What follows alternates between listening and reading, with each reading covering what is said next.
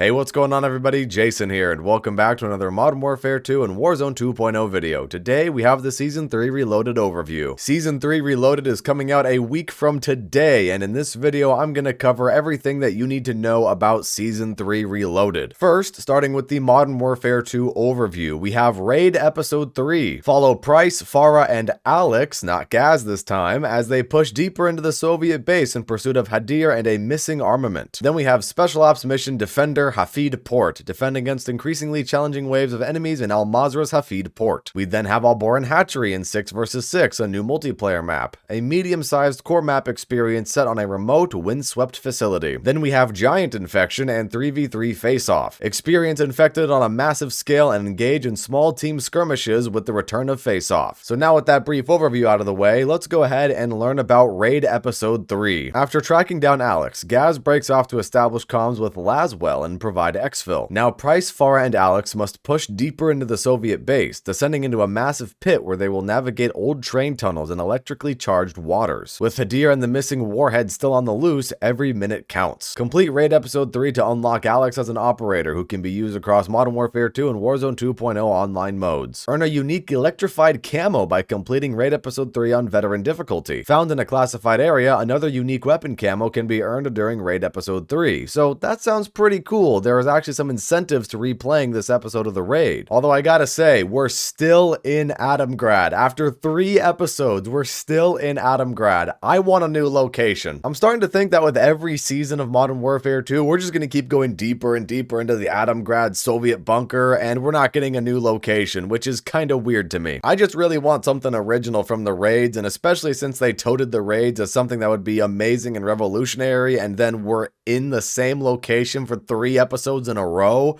I don't know, that's just very strange. Then we have a new Special Ops mission coming to Modern Warfare 2. This is a defender mission, or a survival mission, at the Hafid port. Here's a quick screenshot of it. Doesn't really tell us much about it, but there you go. Another survival mission being added to Special Ops. Next, we have the new 6v6 multiplayer map. This is Alboran Hatchery. Prepare to drop into Alboran Hatchery, a new 6v6 multiplayer map set on rolling green hills beneath towering wind farm turbines. Navigate in and around the hatchery storage and warehouse facilities in this medium-sized map, utilizing large cover objects to conduct stealth operations around the map, or climb to upper vantage points for a view of the surrounding area. Balance your exposure with intel gathering, with the best teams combining these tactics for a highly coordinated fight. And some of you might recognize this locale from the Modern Warfare 2 campaign, where you're in the ghillie suits and you have to actually infiltrate this hatchery. So I guess that's kind of neat that we're getting some campaign locales as 6v6 maps in Modern Warfare 2, but as always, we have to wait and see how it plays out next week. Next up, we have Giant Infection and Face-Off, with this really crazy looking skin as the cover image. So for Giant Infection, it says team up with other survivors against the infected on larger battle maps supporting a greater number of players. As more survivors fall to the horde, you'll need every bit of firepower to keep from being turned yourself. If and when you are, then let the hunger consume you and call the living. Which is just a fancy way of saying you become a zombie and you get to kill the survivors, of course, as we all know from Infected. And then we have Face-Off making yet another appearance here in Modern Warfare 2, which is a 3 vs 3 game mode. Face-Off is just basically normal multiplayer modes on the smaller gunfight maps here in Modern Warfare 2, like Team Deathmatch and Kill Confirmed. We actually saw this back in Black Ops Cold War, even though that was 6v6. We also saw this back in Modern Warfare 2019, and that was also 3 vs 3 on the gunfight maps. And both in Modern Warfare 2019 and in Black Ops Cold War, I had a good time with Face-Off, so I'm actually looking forward to this game mode. But that's about it for Modern Warfare 2, so let's go ahead and move on to Warzone 2.0. Here in the overview it says, up your game with new features. The mid-season update expands your tactical options with perk packages, plus the deployable buy station and gulag entry kit. New DMZ experience. Take the high risk and earn valuable rewards by entering the Koschei complex. I hope I pronounced that correctly. We hope you're not afraid of the dark. Oh boy, we're gonna have night vision gameplay here for DMZ. Warzone ranked play. Push your skills to the limit in Warzone ranked play, featuring competitive settings, a progressive ranking system, and seasonal rewards. And I have to admit, the Warzone ranked skins that we're seeing here in these promotional images for Warzone 2.0 do look pretty cool with these camouflage patterns. The ranked skins in Modern Warfare 2 ranked play are pretty cool, but they're pretty one note as well, so seeing these camouflage patterns for Warzone 2.0 is actually pretty cool. But now let's go ahead and and talk about what's new in DMZ, the Koschei complex. Somewhere in Al Mazrah, an underground Koschei complex is brewing something that could shift the entire DMZ as we know it. Operators must find a way to locate one of the multiple entrances to this subterranean bunker complex. Open it, and redacted. Be proactive in adding illumination to your hardware. Flashlights might be needed as you venture further into this redacted. Secure NVGs once you've reconnoitered the redacted, expecting some of the toughest redacted outside of Building 21. A lot of redacted information there, which is kind of annoying, but I guess we'll find out what happens next week. No further intel can be declassified. It will be up to you, the community, to discover the Koschei complex for yourselves once this underground facility is accessible during Season 3 Reloaded. And I really hope that this new complex doesn't become another Building 21 where it's time-gated to the weekends only. That would be really stupid, just like Building 21 being time-gated. So my assumption for this new location is that it's going to be a Building 21-esque map where it's going to be separate from Al Mazrah, but it takes place in Al Mazrah or somewhere hidden within the map. Just like Building 21. Building 21 is located somewhere in Al Mazrah, but it's its own separate map that you play in. So I guess the same thing is going to happen with the Koschei complex in Season 3 Reloaded next week. But moving on now, shifting gears, we have Show What You're Made Of in Warzone Ranked Play. On the heels of multiplayer ranked play in Modern Warfare 2 comes Warzone Ranked Play.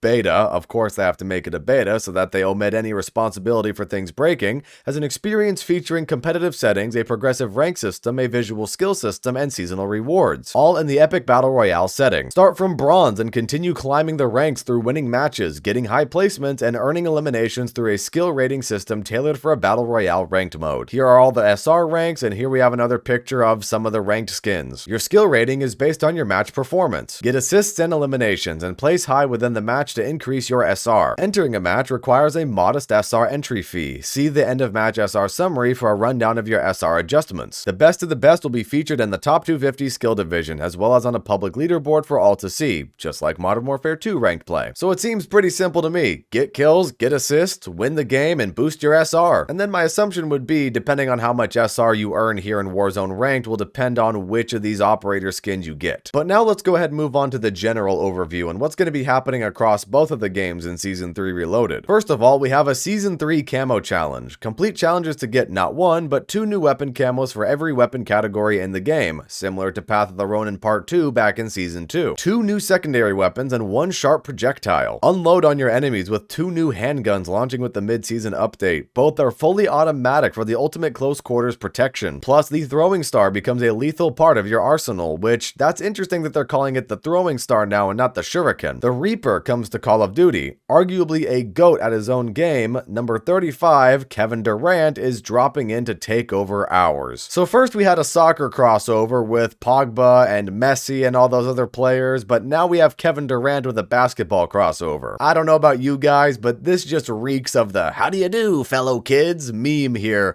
but this time it's for Modern Warfare 2 trying to be relatable. But now let's go ahead and read about the new camo challenge for Season 3 Reloaded. Complete 1 weapon category to unlock a new camouflage for every weapon in that category. Complete all 10 to earn another new camo for every weapon category, plus a special weapon charm that shows you mastered the Reloaded trophy hunt. And here are all the challenges for the event. For the assault rifles, you have to get 250 operator kills. For the battle rifles, get 30 headshots. For SMGs, get 3 kills without dying 30 times. For shotguns, get 30 hipfire kills. For LMGs, get 50 operator kills while mounted. For marksman rifles, get 25 long shots. And for the snipers, get 30 long shots. For sidearms, you have to get 50 kills. For the launchers, you have to get 40 kills, and for the melee weapons, you have to get 30 kills from behind. And if you complete all of that, you get a mastery camo, as well as the individual camos for those individual weapon categories. Next up, we have the new weapons in Season 3 Reloaded. This is the F-Tac Siege, which is clearly the Tech 9. Designed to be compact and maneuverable, this SMG has a jaw-dropping fire rate and a rapid swap speed, a trusted secondary for up-close engagements. That's kind of funny, they call it an SMG right here, but then earlier in the article they call it a handgun. The F-Tac Siege is a highly customizable, fully automatic machine pistol with a full suite of exciting new attachments. While it cannot be dual-wielded like other sidearms, yet, its gunsmithing options include drum magazines, numerous barrels that can either extend range or grant better mobility, SMG-grade stocks, and an assortment of muzzles borrowed from the deep SMG pool of attachments. How to unlock the weapon: get 50 sidearm hipfire operator kills using handguns. So that challenge doesn't sound too bad. Next up, we have the GS Magna, and oh boy, I think I know what this is. This fully automatic 50 GS boasts a thunderous rate of fire and enough firepower to put an end to anyone foolish enough to cross your path. Hold down the trigger and let this 50 cal speak for itself, and that was exactly what I thought this was, a full auto Desert Eagle. If the X13 auto is good for mobility and the F-Tac Siege's strength is in versatility, this sidearm is built for raw power. This weapon uses the exact same cartridge and most attachments as the semi-automatic 50 GS, including the ability to go akimbo and absolutely pulverize enemies at close range.